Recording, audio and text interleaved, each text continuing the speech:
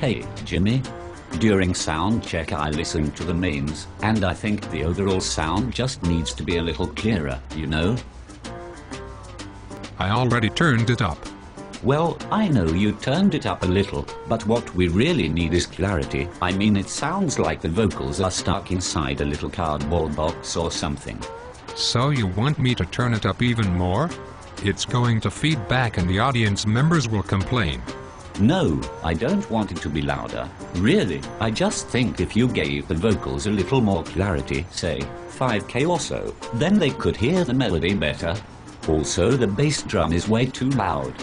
Believe me, I've been working this room for over 3 years, and when the audience shows up the sound really changes, because the audience absorbs. Right, but the audience's absorbency doesn't make the vocals clearer, does it?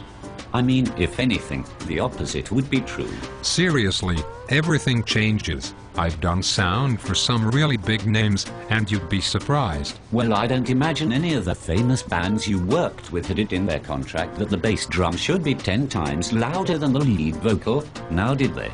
Oh, you'd be surprised. Yes, I really would. Anyway, look, just please put a little more high end into the vocals, so they can cut through the mix. As it is now, I feel like all I can really hear is the bass drum, and that's really not our vibe. Well, I have two 18-inch 1000-watt subwoofers, so yeah, they are going to kick some major ass. Those sons of bitches cost $1,200 a piece. I am sorry if you're not accustomed to that kind of power. I've worked with some really big names. I'm actually not used to working in such a small venue. I thought you said you'd worked this room a lot.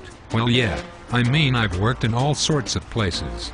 I've been doing this for a long time, so don't try to tell me how to do my job. Well, I don't mean to offend you, but I've been doing this for quite a while as well, and we've done quite a few shows, and sold quite a few records in that time. And you know who is on the cover of all those records? I'll give you a hint. It's not you, and it certainly isn't the fucking bass drum. I was assistant monitor engineer for George Thorogood. Well, I played lead guitar for the Justice League, and one time Superman snorted coke off my Telecaster. So, shall we whip out our resumes and see who's done what? Or could we forget all that and just try to make a decent sounding show here tonight, eh? Oh, don't you worry about that. I've been doing this for years. Yeah, so you mentioned.